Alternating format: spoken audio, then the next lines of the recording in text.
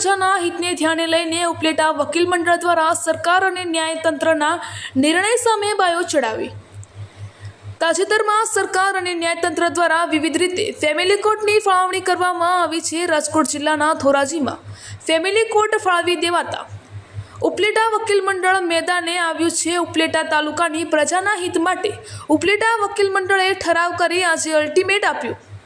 નિરાકરણ કરવામાં નહીં આવે તો ઉપલેટા વકીલ મંડળ એકજૂથથી અચોક્કસ મુદ્દત માટે કોર્ટે કાર્યવાહીથી અલ્પિત રહેશે।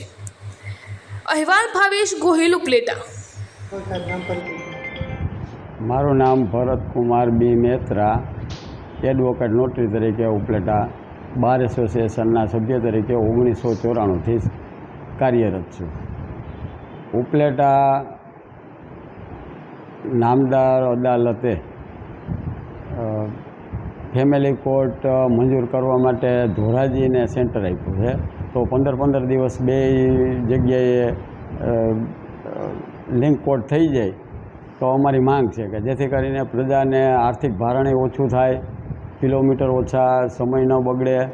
આવા હેતુથી આજરોજ ઉપલેટા બાર એસોસિએશનમાં ઠરાવ થયેલો, એ ઠરાવને અનુસંધાને અમારી માગણી પૂરી કરે અને 15 દિવસ ઉપલેટાને લિંક કોર્ટ ફાળવી આપે।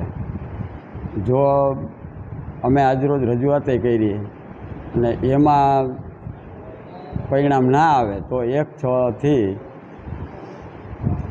આંદોલનનો માર્ગ અપનાવવામાં આવશે।